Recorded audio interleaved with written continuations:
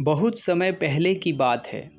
पुराने चाइना के north province में 3 मॉन्क्स रहते थे।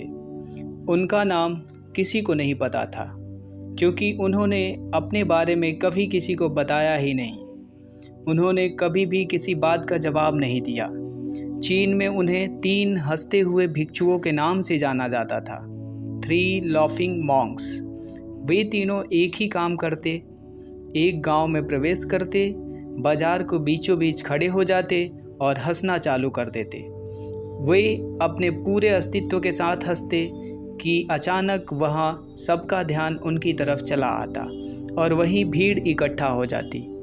वे इतनी एकाग्रता, तल्लीनता और संपूर्णता के साथ हंसते कि उनकी हंसी देखकर सारा गांव हंसने लग जाता। जब पूरा गांव हंसी के समुद्र में डूब जाता, वे दूसरे गांव चले जाते।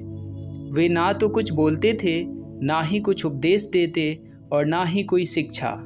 वे जहाँ भी जाते अपनी हंसी से ऐसा माहौल बना देते कि लोग अपने सारे दुख दर्द भूलकर बस हंसने लग जाते। धीरे धीरे चाइना के लोग उन्हें बहुत प्यार करने लगे और वो चाइना में बहुत फेमस हो गए और लोग उन्हें 3 लाफिंग मॉन्क्स के नाम से जानने लगे। चाइना के लोग उनको बहुत प्यार करते, बहुत सम्मान करते।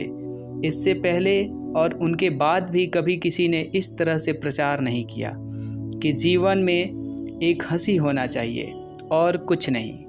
वे विशेष रूप से किसी पर नहीं हंसते थे। वे बस हंसते थे जैसे कि उन्होंने ब्रह्मांड को मजाक समझ लिया हो, जैसे कि उन्होंने ईश्वर के मजाक को समझ लिया हो और उन्होंने एक शब्द का उपयोग किए बिना पूरा चाइना में इतना आनंद फैलाया जितना आज से पहले किसी ने नहीं फैलाया होगा। लोग उनका नाम पूछते लेकिन वो हंसते। यह उनका नाम पड़ गया था 3 लाफिंग मॉन्क्स। पूरे चाइना में घूम घूम कर लोगों को हंसाते हुए समय के साथ वो तीनों बूढ़े हो गए। एक रात जब वे एक गांव में ठहरे हुए थे, उन तीनों में से एक भिक्षु की मौत हो गई।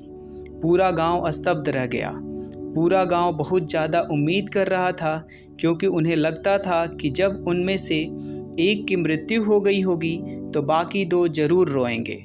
यह देखने लायक होगा, क्योंकि किसी ने भी कभी इन लोगों को रोते हुए नहीं देखा था। जब सुबह हुई तो पूरा गांव इकट्ठा हुआ, लेकिन दोनों भिक्षु तीसरे के लाश के पास खड़े जोर जोर से हंस रहे थे। ऐसी हंसी जैसे उन्होंने इसके पहले कभी न हंसी हो। गांव के कुछ बड़े बुजुर्गों ने उन्हें कुछ समझाने की कोशिश की कि यह आपका साथी था और इसकी मृत्यु पर आपको हंसना नहीं चाहिए। पहली बार उन भिक्षुओं ने लोगों से बातें की। वह बोले, हम हंस रहे हैं क्योंकि यह आदमी जीत गया है, और हमेशा सोचते थे कि कौन पहले मरेगा, लेकिन यह पहले मरकर हमें हरा दिया और हम इसकी जीत पर हंस रहे हैं। इसके अलावा यह कई वर्षों तक हमारे साथ रहा।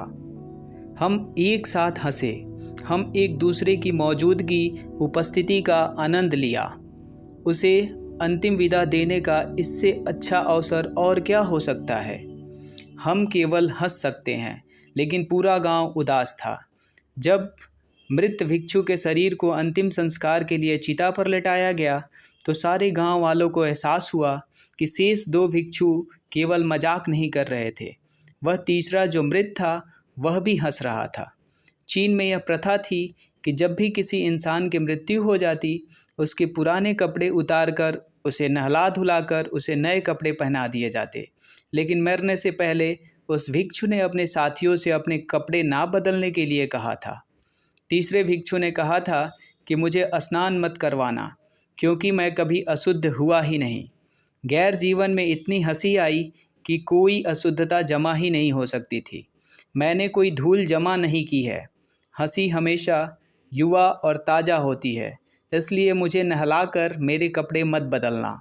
जब उस तीसरे भिक्षु के शरीर में आग लगने लगाई गई तो गांव वालों को पता चला कि उस भिक्षु ने मरने के पहले कुछ पुराने चीनी पटाखों को छुपा रखा था, जो आग लगने के बाद फटकर आसमान में रंग बिरंगे कलरों में फैल गई। और यह देखकर पूरा गांव जोर जोर से हंसने लगा। इस तरह से वो तीसरा मॉन्क मरने के बाद भी पूरा गांव वालों को हंसा गया। और इस तरह दोनों मॉन्क ने कहा, चालाक आदमी, तुम मर चुके हो, लेकिन तुमने हमें एक बार फिर हंसा दिया। तुम्हारे द्वारा गांव वालों के चेहरे पर फैली हंसी आखिरी हंसी थी